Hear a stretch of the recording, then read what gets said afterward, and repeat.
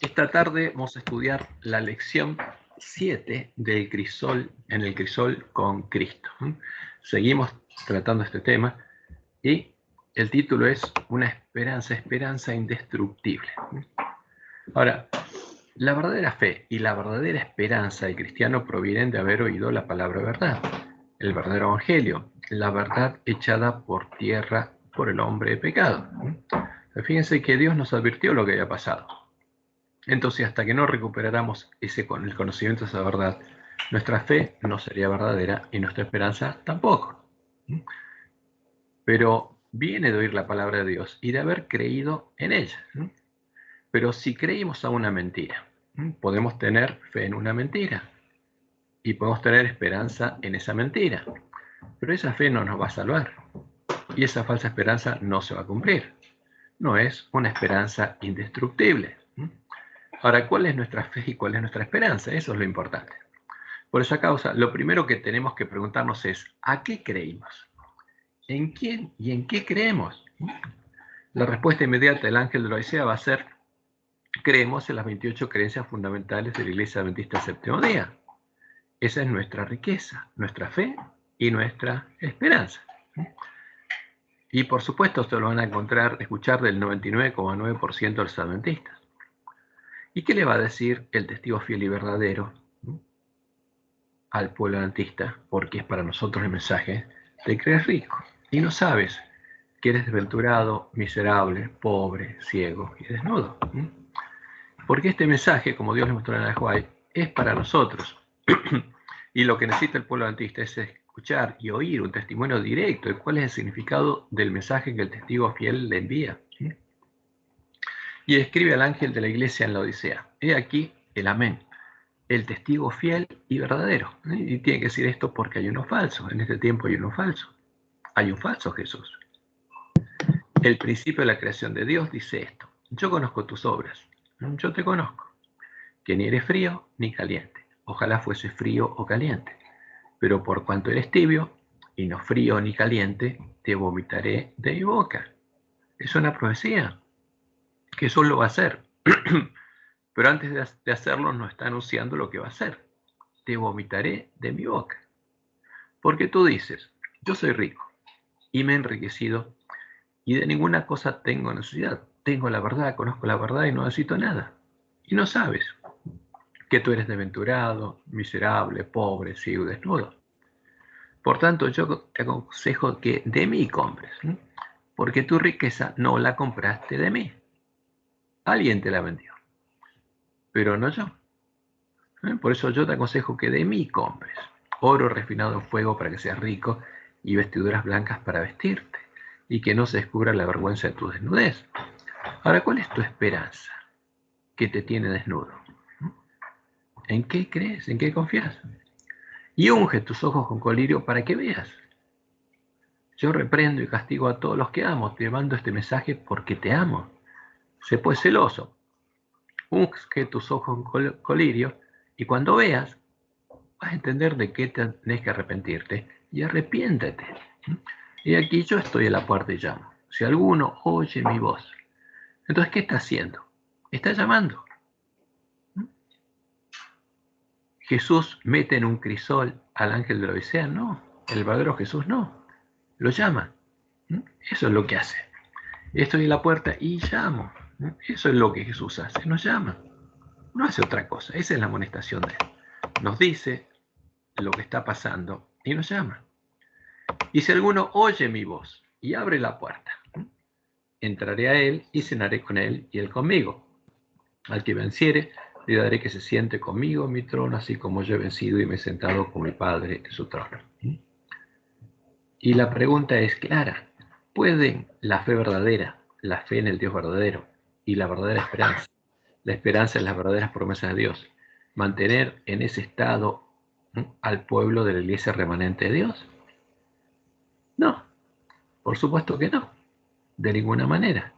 Ese triste estado nos muestra que la fe y la esperanza del ángel de la Odisea, reflejadas en las 28 creencias fundamentales de la Iglesia Adventista del Séptimo Día, no son ni la fe verdadera ni la esperanza verdadera.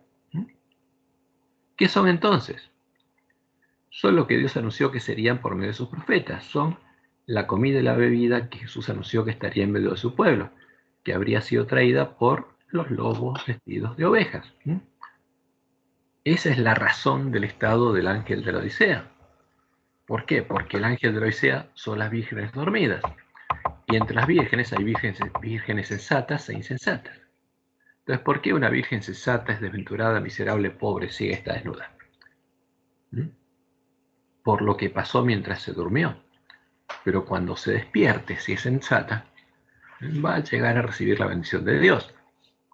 Por eso debemos acordarnos que el primer trabajo que Dios le dio al pueblo adventista era recuperar el conocimiento de la verdad echada por tierra por el hombre pecado, el conocimiento de Dios y del evangelio primitivo, para que pudiéramos elevar la misma bandera, tener la misma fe y la misma esperanza que la iglesia primitiva, y pudiéramos recibir la misma bendición.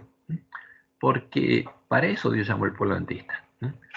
Y le mostró en el juego lo que ocurrió en el tiempo de la apostasía. Dice, ya esto me fue presentado de la siguiente manera.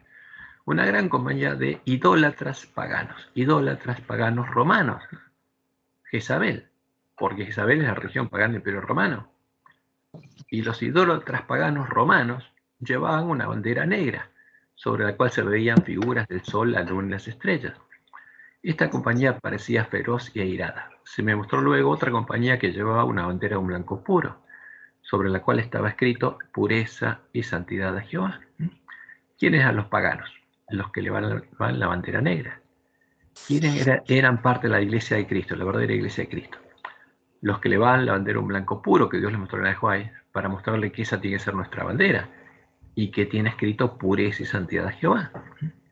Sus rostros se distinguían por su firmeza y una resignación celestial.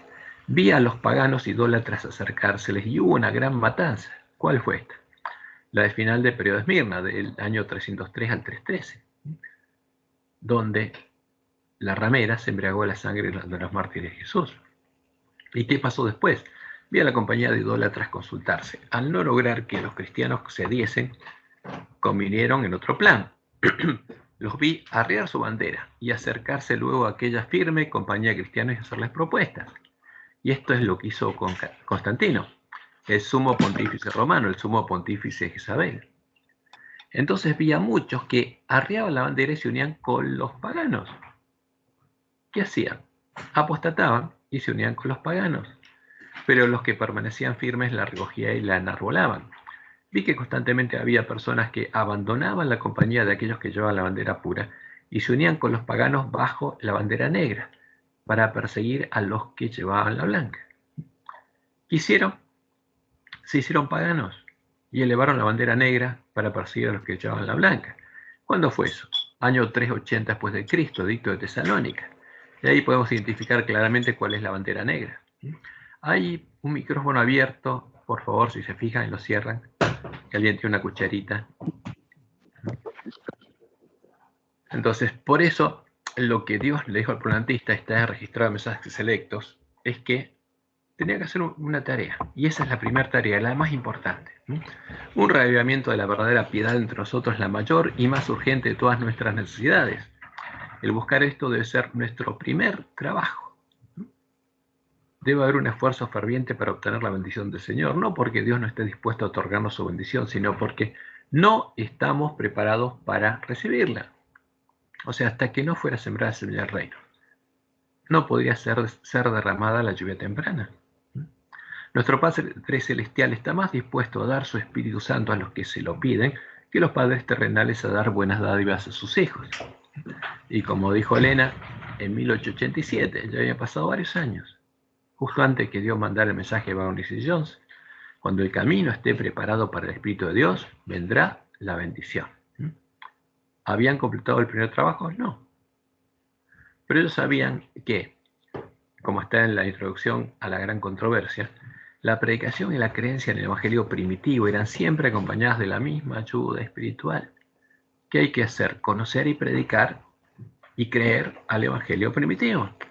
El mandato dado a los apóstoles pertenecía a la edad cristiana y abarcaba toda la extensión de ella. Por consiguiente, los dones se perdieron únicamente por causa de la apostasía y volverán a vivir con el revivimiento de que de la fe y prácticas primitivas. Y ese es el primer trabajo, el más importante que tenía el pueblo adventista para hacer. ¿Para qué? Para preparar el camino para que Dios pudiera bendecir a su pueblo y conocer la verdad y después empezar a predicarla. Y como Dios le mostró en la Nehuay, nuestro primer trabajo recién sería completado en el tiempo de la última generación, justo antes que comenzara el tiempo de angustia, cuando las vírgenes dormidas, que estarían en la condición del ángel de la Odisea, serían despertadas por el clamor de medianoche, como leemos en el conflicto de los siglos, página 517, antes que los juicios de Dios caigan finalmente sobre la tierra, antes que empiece el tiempo de angustia. Habrá entre el pueblo del Señor, no en el mundo, en medio de la iglesia adventista, un avivamiento de la piedad primitiva cual no se ha visto nunca desde los tiempos apostólicos. Y ahí el espíritu y el poder de Dios serán derramados sobre sus hijos. ¿Cuándo se reanudaría la lluvia? Justamente antes del comienzo del tiempo de angustia. ¿Y dónde? En medio del pueblo adventista. Y ahí ese pueblo, cuando fuera despertado, empezaría a recorrer el camino angosto que Dios le mostró a Juan en su primera visión. Como leemos en Primeros Escritos, página 213 al 15. Como Dios me ha mostrado el camino que el pueblo adventista ha de recorrer en viaje a la santa ciudad. ¿Dónde estaría el pueblo adventista? En la Odisea. Y tendría que ser despertado, ver la puerta, ver el camino, empezar a recorrerlo, y al final del camino está la santa ciudad. Y el que llega al final del camino recibe el sello de Dios, y es hecho parte de la esposa del Cordero. Y esto tiene que pasar. En la Odisea tiene que pasar esto. Dios me ha mostrado el camino que el pueblo adventista ha de recorrer en viaje a la santa ciudad. Alcé los ojos y vi un sendero recto y angosto trazado muy por encima del mundo. El pueblo adventista andaba por ese sendero en dirección a la ciudad que se veía en su último extremo. En el comienzo del sendero, detrás de los que ya andaban, había una brillante luz que, según me dijo un ángel, era el clamor de medianoche. Esa luz que hacía brillaba todo largo del sendero, o sea, mostraba cuál es el camino y alumbraba los pies de los caminantes para que no tropezaran. Porque ahora este pueblo, los que están recorriendo ese camino, tienen la fe de la iglesia primitiva.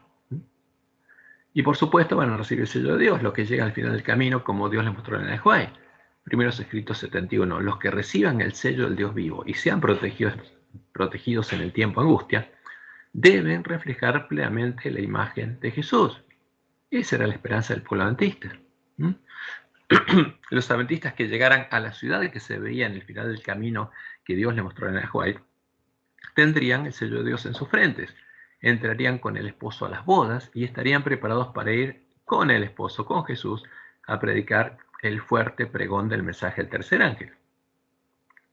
Esa era la fe y la esperanza de la iglesia adventista. Ahora, ¿es esta nuestra esperanza? No, para nada. Porque en vez de ir a predicar el fuerte pregón, el pueblo adventista se está uniendo a las iglesias caídas en vez de prepararse para predicar el mensaje que Dios les dio. Los lobos vestidos de ovejas lo están uniendo a las iglesias caídas y están introduciendo en la iglesia adventista los conceptos, las creencias y las doctrinas de las iglesias caídas.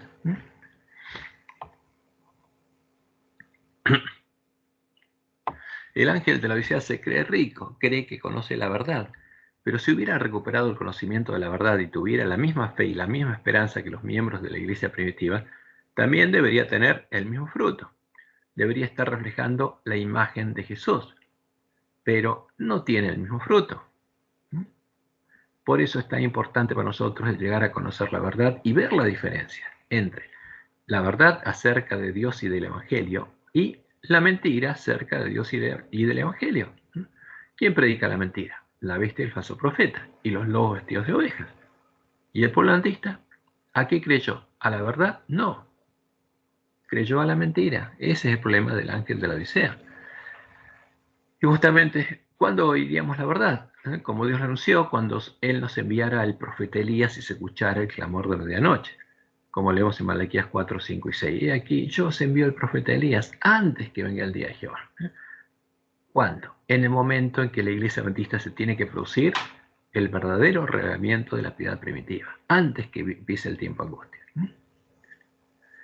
Y como dice Elena, con Testimonios para los Ministros, página 475, la profecía debe cumplirse. El Señor dice, aquí yo os envío al profeta Elías antes que venga el día de Jehová, grande y terrible. Alguien debe venir con el espíritu y el poder de Elías. Es la palabra profética más segura. Va a pasar. ¿Y qué dijo Elías cuando llegó? Y acercándose Elías a todo el pueblo, dijo, ¿hasta cuándo claudicaréis vosotros entre dos pensamientos? Si Jehová es Dios, seguidle. Si el Dios de la iglesia primitiva es Dios, si el Dios de Israel es Dios, seguidle. Y si Baal, si el Dios de Jezabel, el Dios de la gran Babilonia, id en pos de él. Porque hay una gran diferencia entre Jehová y el Dios de Jezabel y el Dios del falso profeta. Jehová y Baal no son la misma cosa. Como Elías, debemos llegar a diferenciar claramente a Jehová, el Dios de Israel, y el Dios de la iglesia primitiva de Baal, el Dios de la bestia y el falso profeta, el Dios de la gran Babilonia, el Dios definido en la doctrina de Jezabel, la doctrina creada con cosas sacrificadas a los ídolos, la bandera de Satanás, la bandera negra elevada para perseguir a los que llevan la blanca, como claramente se ve en el edicto de Tesalónica, y esa bandera es el Dios, la Trinidad, el que está en las 28 creencias fundamentales de la Iglesia Adventista, el Dios de Roma, el Dios de la bestia y el Dios de falsos profetas. Y no es Jehová, es el Dios de Jezabel. Y como Dios le mostró en el Juárez, evento de los últimos días, página 181, una cosa es cierta, los adventistas del séptimo día que adoptan su posición bajo la bandera de Satanás, bajo la bandera negra de los paganos, primero abandonarán su fe en las advertencias y reproches contenidos en los testimonios del Espíritu de Dios, porque tienen que negar el mensaje del tercer ángel para hacer eso. Pero ¿qué va a pasar? Va a haber personas que van a temer al Dios verdadero. Entonces los que temían a Jehová hablaron cada uno de sus compañeros. Van a hacer la obra de Elías. Les van a dar el alimento a tiempo a sus hermanos. Y Jehová escuchó y oyó. Y fue escrito libro de memoria delante de él para los que temen a Jehová y para los que piensan en su nombre. O sea, para tener el nombre de Dios escrito en la frente tenemos que conocerlo. Pero tenemos que conocerlo, como dice Elena, como él mismo se revela en su palabra. Y serán para mí especial tesoro, ha dicho Jehová de los ejércitos, en el día en que yo actúe, o sea, en el día de Jehová, en el tiempo angustia, y los perdonaré como el hombre que perdona a su hijo que le sirve. Entonces dice, os volveréis y discerniréis la diferencia, o sea, lo que antes no veía el ángel de la Odisea lo va a ver, entre el justo y el malo, el que sirve a Dios y el que no le sirve. ¿Cuál era la esperanza de la iglesia primitiva?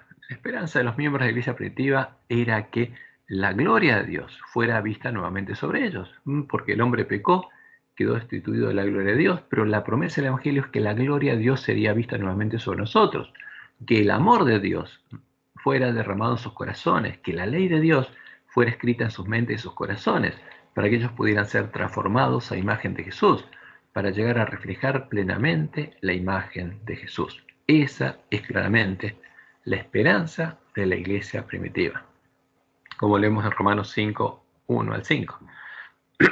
Justificados pues por la fe, tenemos paz para con Dios por medio de nuestro Señor Jesucristo, por quien también tenemos entrada por la fe a esta gracia. Primero eran justificados, eran lavados en la fuente, eran vestidos con el manto de la justicia de Cristo, y después podían entrar a la casa de Dios para recibir la promesa de Dios, en la cual estamos firmes y nos gloriamos en que en la esperanza de la gloria de Dios. Esa era la esperanza. La esperanza de la iglesia primitiva era la esperanza de la gloria de Dios. Y la esperanza no avergüenza, termina diciendo Pablo, porque el amor de Dios ha sido derramado en nuestros corazones por el Espíritu Santo que nos fue dado. Porque esa es la esperanza, ese es el verdadero evangelio. Restaurarnos a imagen de Dios. Y en Romanos 8, 28 al 30 Pablo dice, y sabemos que a los que aman a Dios, todas las cosas les ayudan a bien. Ahora, los que conocen y aman a Jehová.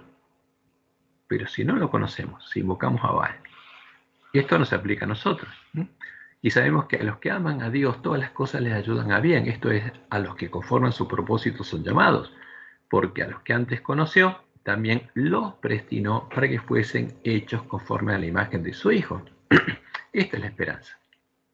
Esta es la promesa del Evangelio.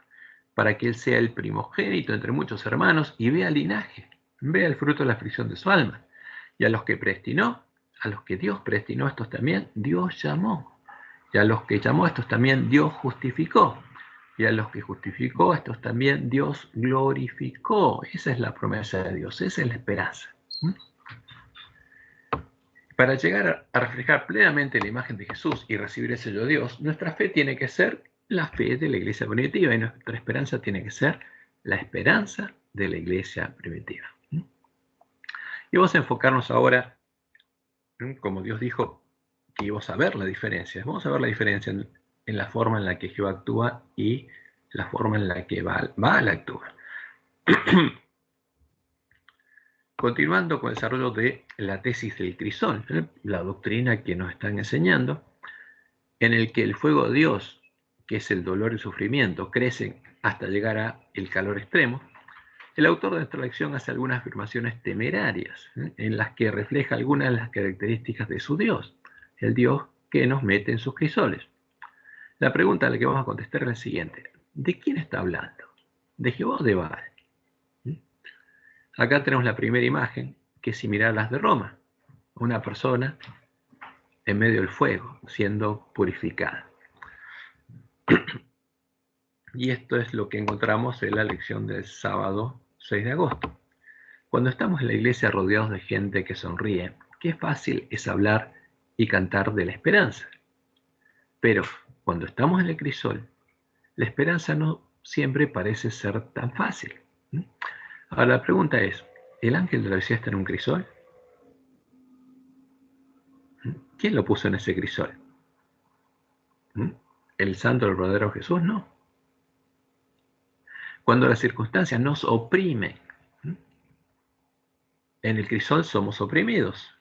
Comenzamos a cuestionar todo, especialmente la sabiduría de Dios. Entonces, ¿quién nos oprime? ¿Quién nos oprime en su crisol? Jesús no. En uno de sus libros, C.S. Lewis, fíjense, y este es el autor que vimos que es uno de los que participó en ¿qué? En el revivimiento espiritista de Gales, que no fue guiado por Dios, sino por Satanás.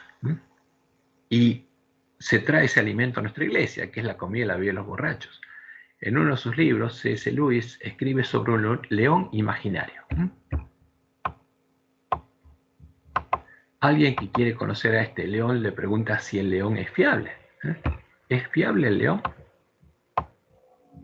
Se le dice que no es fiable, pero es bueno. ¿Cómo es esto? No se puede confiar en el león, pero es bueno. ¿Es bueno? Si es bueno, se puede confiar. Si no es viable, no es bueno.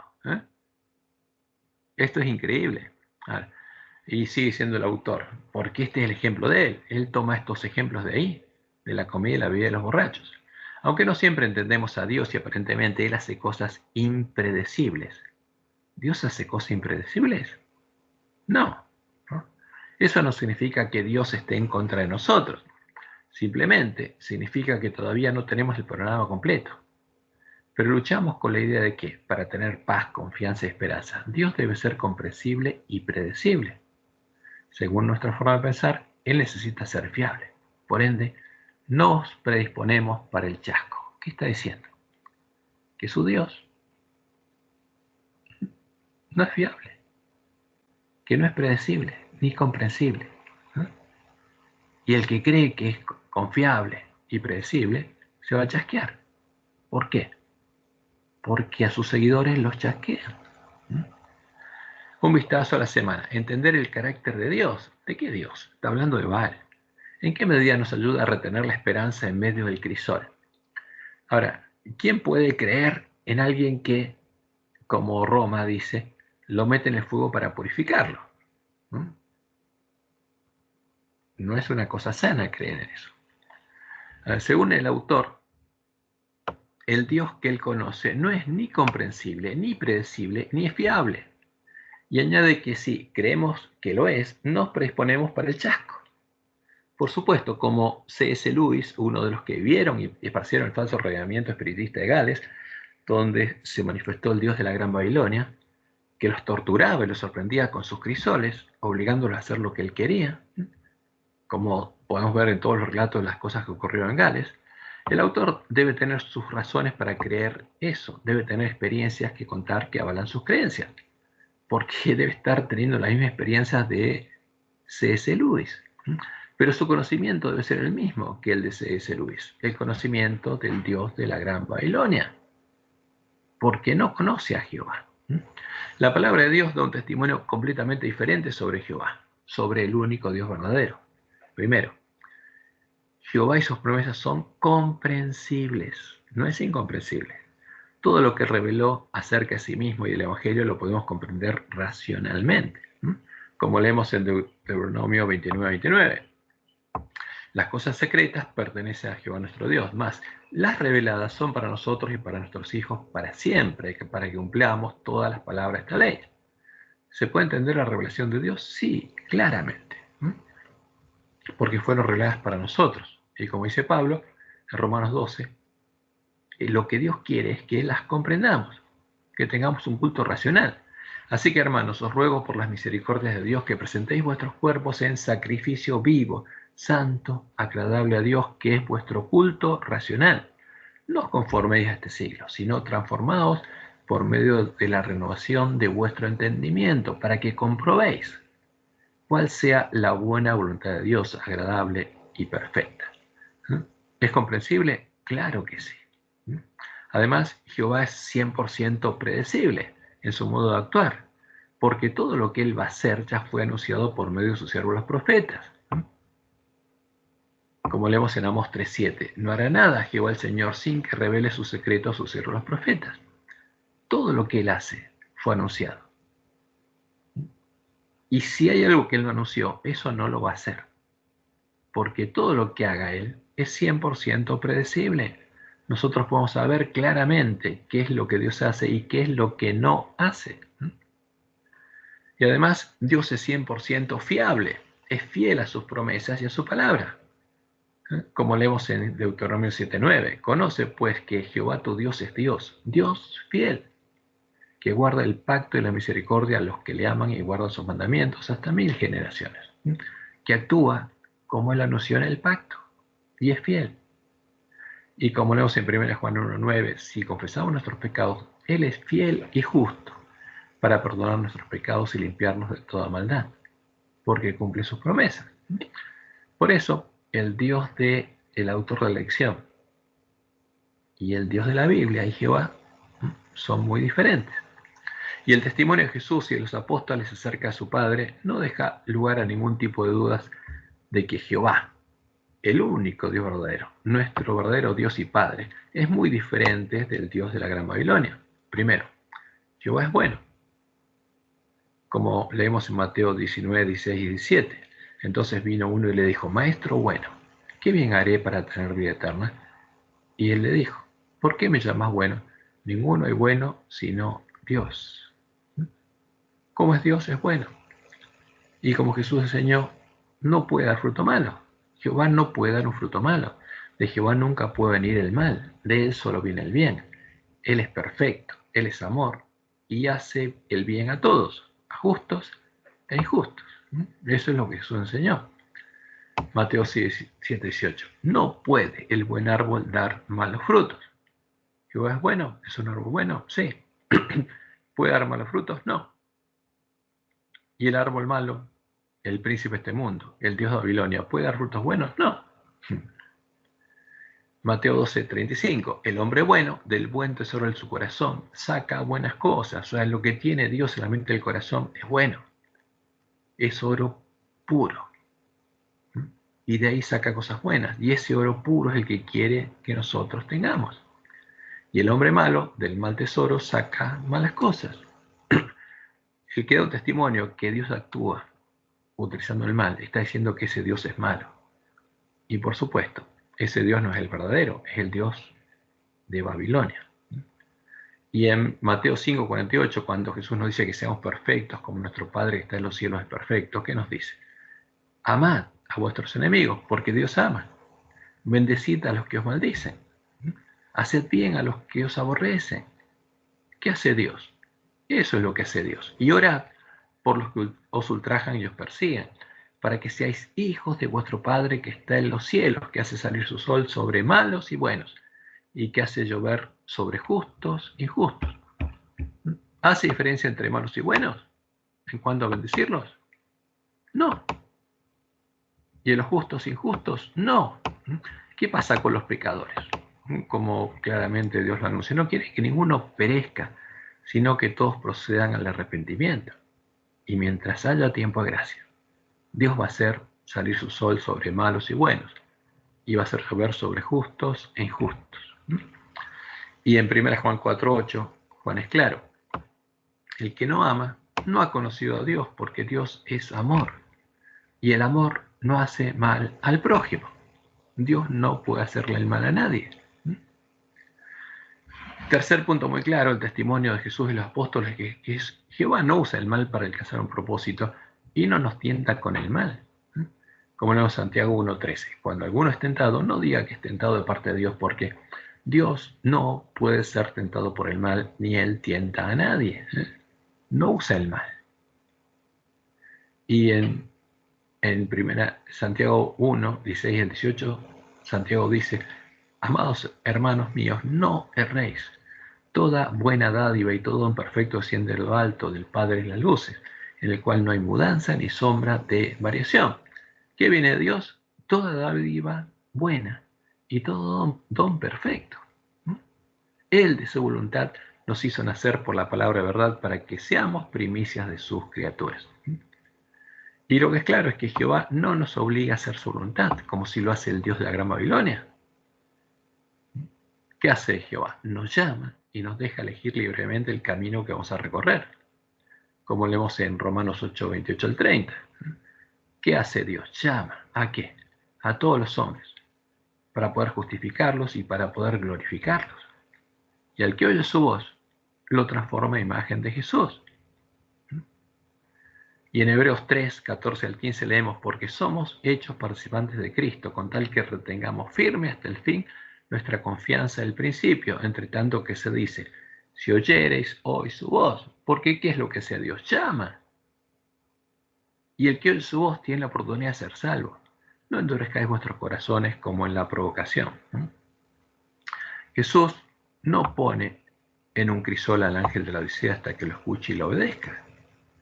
Solo lo llama y espera pacientemente a que escuche su voz.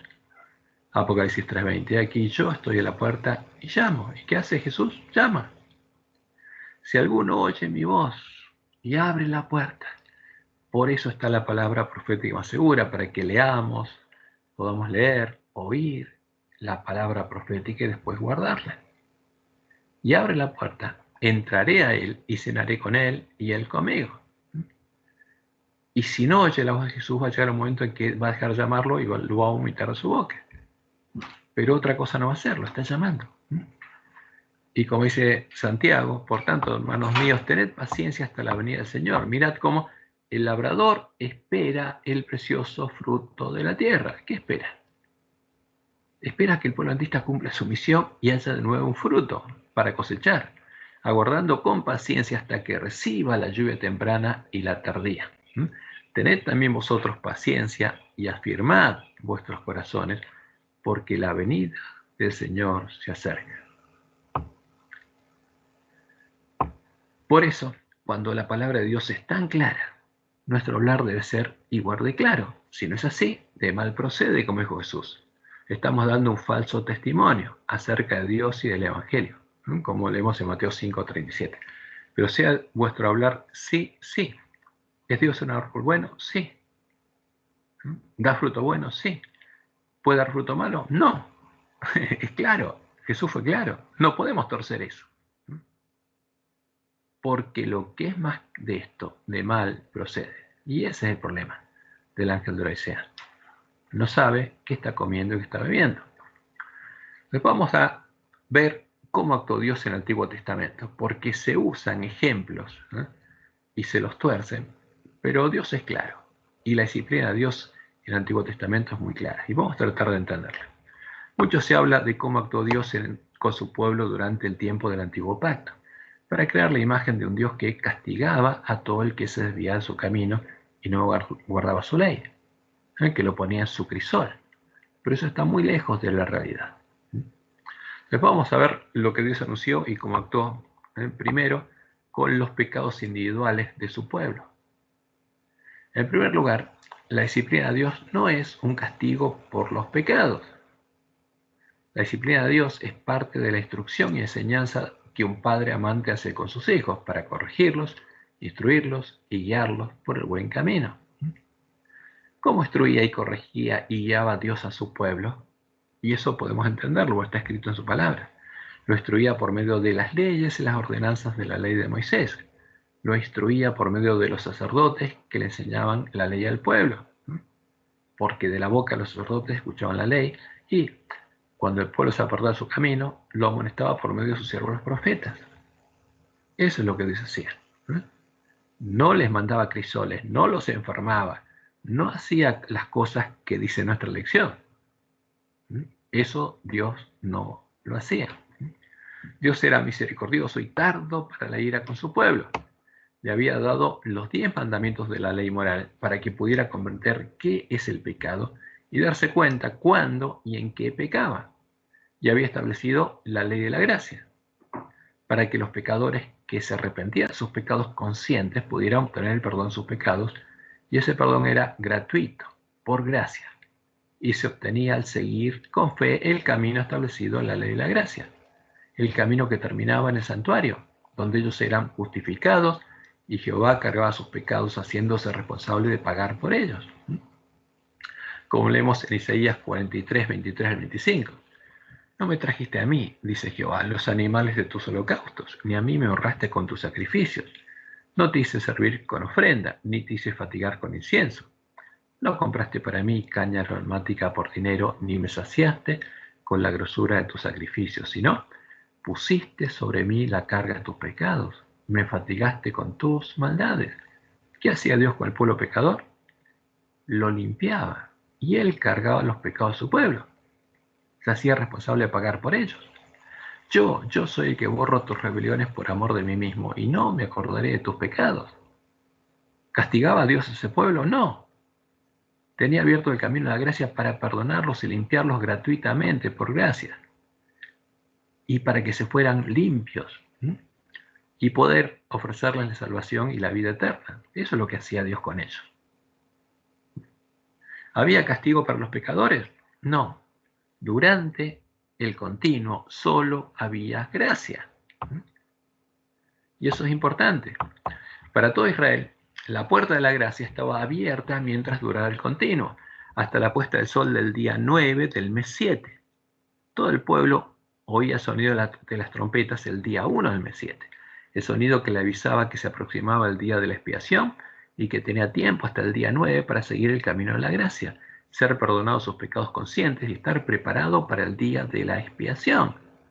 Porque Dios no quería que ninguno pereciera, sino que todos procedieran al arrepentimiento. Entonces, cuando durante ese año habían pecado y algunos se habían olvidado de pedir perdón a su hermano y arreglar las cosas como tenía que arreglarlas, Dios quería que tuviera la oportunidad de hacerlo y por eso hacía tocar la trompeta. ¿Había sido castigada esa persona porque se había olvidado de pedir perdón? No. ¿Cómo lo había castigado Dios? No, lo había bendecido. Y ahora lo quería bendecir y lo estaba llamando para que oyera el sonido de la trompeta, se apercibiera y salvara su vida. ¿Y qué tenía que hacer? Tenía tiempo de seguir el camino de la gracia, como leemos, por ejemplo, en Levítico 6. Habló Jehová a Moisés diciendo: cuando una persona pecare e hiciere prevaricación contra Jehová, y negare a su prójimo lo encomendado o dejado en su mano, o bien robare o calumniare a su prójimo, o habiendo hallado lo perdido después lo negare y jurare en falso, en alguna de todas aquellas cosas en que suele pecar el hombre, porque pecaban, eran pecadores. Entonces, habiendo pecado y ofendido, restituirá aquello que robó, o el daño de la calumnia, o el depósito que se le encomendó, o lo perdido que halló. ¿Qué tiene que hacer primero? Reconocer su pecado, reconciliarse con su hermano y solucionar el daño que había hecho y restituir lo que había robado y humillarse con su hermano y restablecer el vínculo. Porque eso es lo que Dios quería. Porque el que peca hace mal al prójimo. Y si la persona estaba arrepentida de haberle hecho mal al prójimo, tenía que reparar el daño que había hecho. Y eso es lo que Dios le pedía. Restituirá aquello que robó, o el daño de calumnia, o el depósito que se le encomendó, o lo perdido que halló, o todo aquello sobre lo que hubiera jurado falsamente, lo restituirá por entero aquel a quien pertenece, y añadirá a ello la quinta parte, en el día de su expiación, en el día en que quiere ser perdonado su pecado. Y después de eso, como dijo Jesús, anda, reconcíliate primero con tu hermano, y después de eso, trae tu ofrenda, para expiación de su culpa, para que su culpa sea quitada de él. Traerá Jehová un carnero sin defecto de los rebaños, conforme a tu estimación, y lo dará el sacerdote para la expiación. Y el sacerdote hará expiación por él delante de Jehová, y obtendrá perdón de cualquiera de todas las cosas en que suele ofender. El perdón aseguro. ¿Lo había castigado Dios? No, no. Estaba esperando que se arrepienta para perdonarlo. Este es el Dios verdadero y ahora actúa igual. No es como Baal, no es como enseña Jezabel. El Dios verdadero es un Dios de amor y es fiel y justo para cumplir sus promesas. Y estaba esperando para limpiar a su pueblo y perdonarlo. Y después, en el día de la expiación, limpiarlo de todos pecados de ignorancia, para finalmente festejar junto a ellos en la fiesta de los tabernáculos. ¿Qué pasaba con el que escuchaba el sonido de la trompeta y no se apercibía? Sus pecados quedaban sobre él y tendría que pagar por ellos en el día postrero, en el tiempo de la segunda resurrección. El Dios no era castigado en vida. Hasta que moría tenía tiempo a arrepentirse, como nosotros. Ahora, también había una disciplina que era global por los pecados colectivos de su pueblo. Y ahí Dios también actuó siempre del mismo modo que lo anunció. En la maldición de la ley estaba definido cómo actuaría Jehová en caso de que su pueblo lo dejara, se fuera en pos de los dioses ajenos de los pueblos vecinos y los adoraran. Como él lo había anunciado, Jehová dejaba que su pueblo siguiera el camino que eligiera y no se los impedía.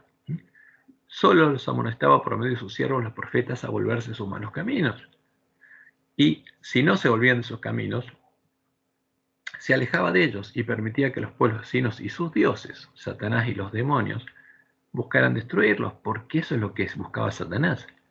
Pero cuando en su angustia ellos clamaban a él con misericordia, oía sus oraciones y los libraba. Y cuando finalmente su pueblo se fue detrás de los dioses ajenos y dejó de oírlo, Jehová procedió con ira y los dejó definitivamente, como le había anunciado la ley de Moisés. Como leemos en Deuteronomio 31, 16 al 18. Y Jehová dijo a Moisés, he aquí tú vas a dormir con tus padres, y este pueblo se levantará y fornicará tras los dioses ajenos de la tierra donde va, para estar en medio de ella, y me dejará, e invalidará mi pacto que he concertado con él, y se encenderá mi furor contra él en aquel día, y los abandonaré. ¿Qué habría pasado? Primero el pueblo lo dejó, y él lo llamó, y no quiso volverse a él. Y entonces Dios, ¿qué hace? Reconoce que ellos lo dejaron y no quieren estar con él, y los abandona. Y los abandonaré y esconderé de ellos mi rostro y serán consumidos. Y vendrán sobre ellos muchos males y angustias. ¿Y dónde vendrían? Y dirán aquel día, ¿no me han venido estos males porque no está mi Dios en medio de mí? ¿De quién vinieron? ¿De Dios? No, porque no estaba Dios ahí. ¿De quién vinieron? De los dioses a los que estaban adorando. Pero ciertamente yo esconderé mi rostro en aquel día por todo el mal que ellos habrán hecho por haberse vuelto a dioses ajenos. Y en el cántico de Moisés, ¿no?, les anunció lo que pasaría. ¿Y a quiénes adorarían? Para que no los adoraran. Le despertaron a celo con los dioses ajenos, lo provocaron a ira con abominaciones. Lo mismo que hicieron el tiempo de la apostasía con la abominación desoladora. Sacrificaron a los demonios y no a Dios, a dioses que no habían conocido, a nuevos dioses venidos de cerca, que no habían temido vuestros padres. De la roca que te creó te olvidaste. te has olvidado de Dios tu Creador. Y lo vio Jehová, y se encendió en ira por el menosprecio de sus hijos y sus hijas, y dijo, esconderé de ellos mi rostro, veré cuál será su fin, porque son una generación perversa, hijos infieles. Y por supuesto, todo lo que Dios iba a hacer lo había anunciado, y como lo había anunciado, lo hizo. Y cuando estaba por llegar el tiempo, la ira sobre Jerusalén, por medio de Jeremías, volvió a anunciarles como les había anunciado a todo su pueblo por medio de sus profetas. Y cuando te preguntara este pueblo, el profeta o el sacerdote, diciendo, ¿cuál es la profecía de Jehová? Les dirás, esta es la profecía. Os dejaré, ha dicho Jehová. Y es la misma profecía que se cumple para nosotros. Es la misma profecía. Os vomitaré de mi boca, ha dicho Jehová. En el libro de Nehemías, justamente, tenemos el testimonio verdadero, el testimonio de los levitas que junto a Nehemías reedificaron Jerusalén, sobre cómo actuó Dios con su pueblo en el cumplimiento de la ley de Moisés. Y ellos relatan lo que pasó. Y esa es la verdad.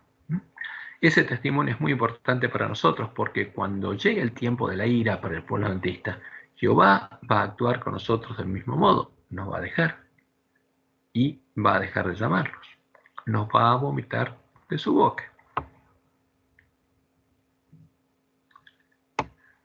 Y vamos a leer este testimonio, que es muy claro. Entonces, empiezo a leer Nehemías 9, de 4 en adelante. Luego se levantaron sobre la grada de los levitas, y ahora nombra a los levitas que se levantaron. Yeshua, Bani, Cadmiel, Sebanías, Buni, Serebías, Bani y Kenani. Y clamaron en voz alta a Jehová su Dios. Y dijeron los levitas, Yeshua, Cadmiel, Bani, Asabnías, Serebías, Odías, Sebanías y Petaías. Levantaos, bendecid a Jehová vuestro Dios desde la eternidad hasta la eternidad. Y bendígase el nombre suyo, glorioso y alto sobre toda bendición y alabanza. Y como siguieron diciendo, tú solo eres Jehová. ¿Cuántas personas es Jehová? Una persona era.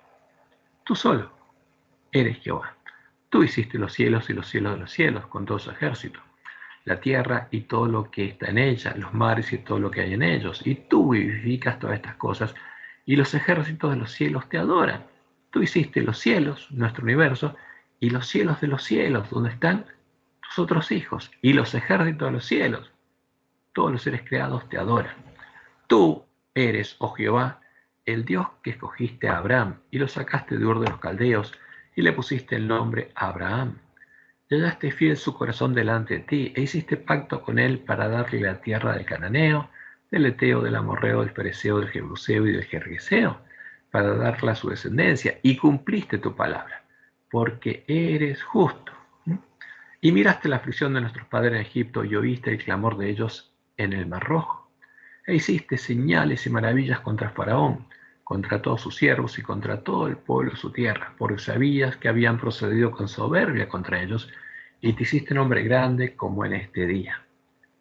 Dividiste el mar delante de ellos, y pasaron por medio de él en seco, y a sus perseguidores echaste en las profundidades como una piedra en aguas profundas. Con columna de nube los guiaste de día y con columna de fuego de noche, para alumbrarles el camino por donde habían de ir. Porque Dios siempre alumbra a su pueblo el camino, como lo hizo con el pueblo adventista. Y sobre el monte Sinaí descendiste y hablaste con ellos desde el cielo, y les diste juicios rectos, leyes verdaderas, y estatutos y mandamientos buenos. Porque todo lo que les dio Dios a su pueblo era bueno. Y les ordenaste el día de reposo santo para ti, porque era para Jehová. Porque eso es lo importante, porque Jehová bendijo el día de reposo y lo santificó, lo apartó. Y nos dice a nosotros que nos acordemos de apartarlos para Él, porque Él lo apartó para nosotros. Y por mano de Moisés, tu siervo, les prescribiste mandamientos, estatutos y la ley. Les diste pan del cielo en su hambre, y en su sed les sacaste aguas de la peña, y les dijiste que entrasen a poseer la tierra por la cual alzaste tu mano y juraste que se las darías. Mas ellos y nuestros padres fueron soberbios y endurecieron su cerviz. y no escucharon tus mandamientos. No quisieron oír, ni se acordaron de tus maravillas que habías hecho con ellos. Antes, endurecieron su cerviz y en su rebelión pensaron poner caudillo para volverse a su servidumbre. Pero tú eres Dios que perdonas. ¿Cómo es? Tú eres Dios que perdonas, clemente y piadoso, tardo para la ira y grande en misericordia. ¿Tú eres Dios que castigas? No, que perdonas, clemente y piadoso, tardo para la ira y grande en misericordia, porque no los abandonaste. A pesar de eso, no los abandonaste. Además, cuando hicieron para sí becerro de fundición y dijeron, este es tu Dios que te hizo subir de Egipto, y cometieron grandes abominaciones, tú, con todo, por tus muchas misericordias, no los abandonaste en el desierto.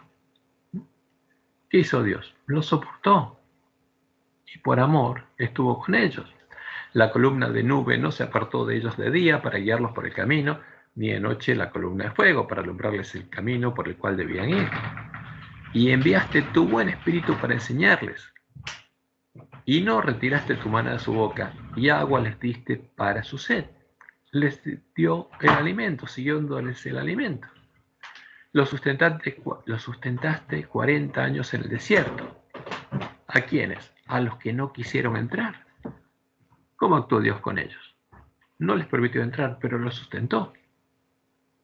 Y durante 40 años los perdonó y los alimentó.